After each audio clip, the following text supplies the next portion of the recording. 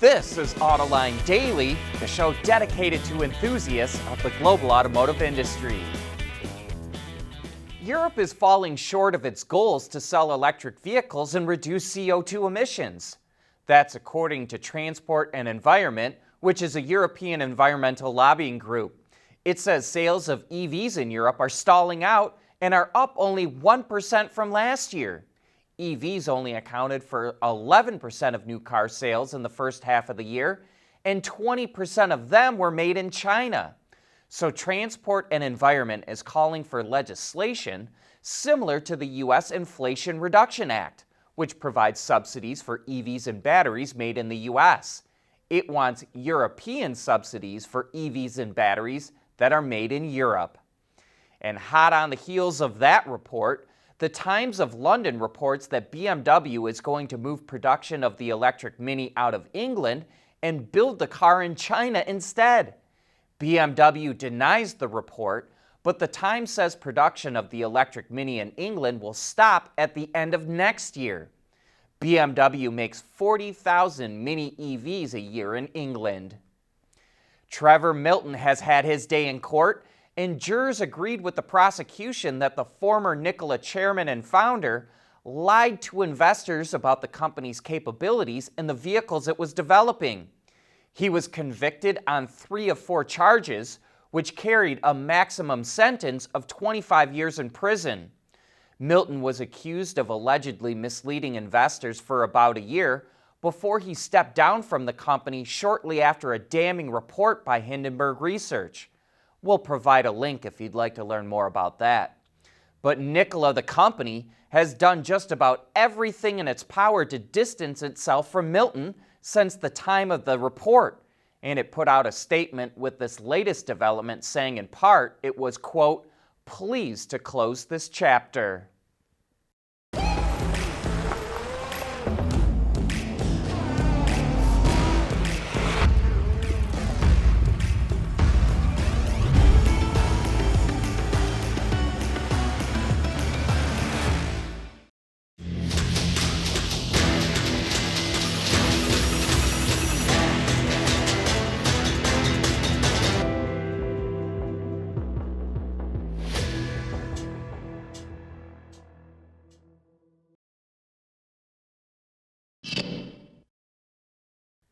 Honda dealers in the U.S. want in on the company's new joint venture with Sony. Last week, the two companies announced they'll launch an EV in the U.S. in 2026 and that it will be sold online. But Reuters reports that Honda dealers want to sell the EVs as well, and some warn that not doing so could violate franchise agreements. However, since the vehicles will be sold under the new Sony Honda Mobility brand, Honda could be avoiding that risk. The two companies also say they haven't ruled out selling through dealers, and Honda could use them for servicing the vehicles. Honda has more than 1,300 dealers nationwide in the U.S., including Acura. Honda and Sony will reveal a concept of their first vehicle at CES in January. Mercedes revealed the latest electric vehicle in its EQ journey, the EQE SUV. This is very similar to the EQE sedan, as well as the EQS and EQS SUV. So both the interior and exterior styling should be pretty familiar to you by now. Mercedes made it hard to find the battery size in the book that it calls a press release, but it does say that it's a 10-module pack, which is the same as the EQE sedan, which has 90.6 kilowatt hours of battery space. It says that pack will return more than 550 kilometers or 342 miles of range on the WLTP test cycle. Depending on the market, both rear and all-wheel drive models will be available, with power outputs ranging from 215 to 300 kilowatts or about 290 to over 400 horsepower. There's also an AMG version that has a combined 617 horsepower from 2 electric motors, as well as an additional 60 horsepower for a short time with a boost function. That extra power helps this electric SUV go from 0 to 60 in 3.4 seconds. Other upgrades include an AMG-specific suspension, rear-wheel steering, and better brakes. But no word on pricing for either version of the EQE SUV just yet. Like other legacy automakers, Renault is dipping into its past to help it transition to the future. The Renault 4 went out of production 30 years ago, but that didn't stop it from coming out with a new concept inspired by the car called the Forever Trophy. It's meant to draw on the heritage of the old model and build on that with the go-anywhere, Dune-Buggy-like styling of this new concept. Renault says the Forever Trophy will pave the way for a future all-electric B-segment SUV, which will be paired with a new version of the Renault 5.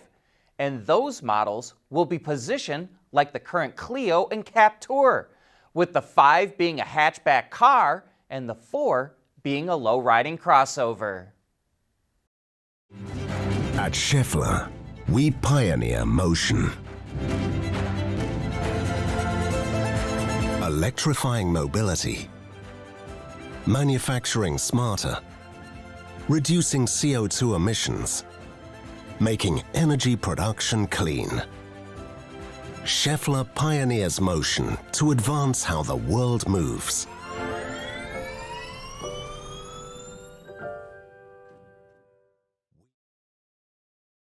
We want to know what drives your testing. OTA, connected car, diagnostics, remote testing. Intrepid Control Systems is here to help you work from anywhere. Intrepid Control Systems, driven by your data. Earlier in the show, we reported that sales of EVs are starting to stall out in Europe. Well, maybe the new Jeep Avenger will help turn that around. It's a B-segment vehicle, the smallest Jeep in the lineup, even smaller than the Renegade, and it was unveiled at the Paris Auto Show this morning.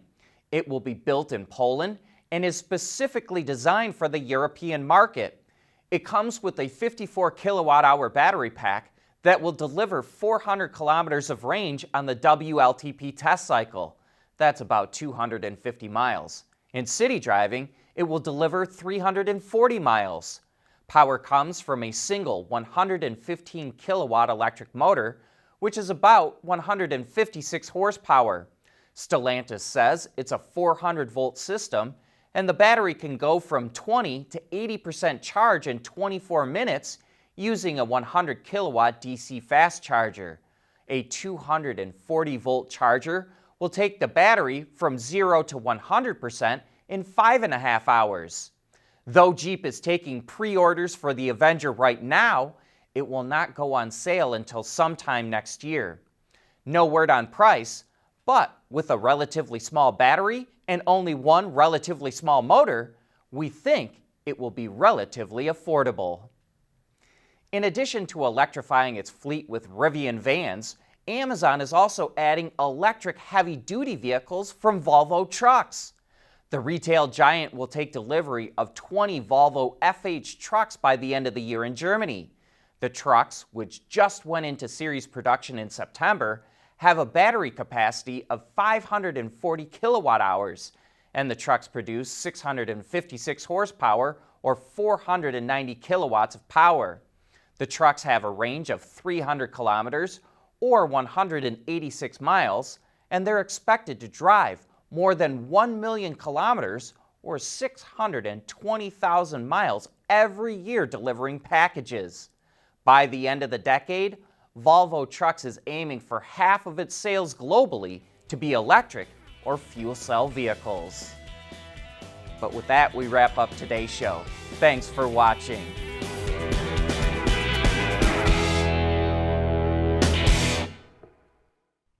Autoline Daily is brought to you by Bridgestone, solutions for your journey.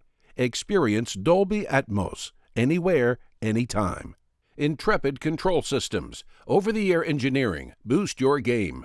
And by Schaeffler, we pioneer motion.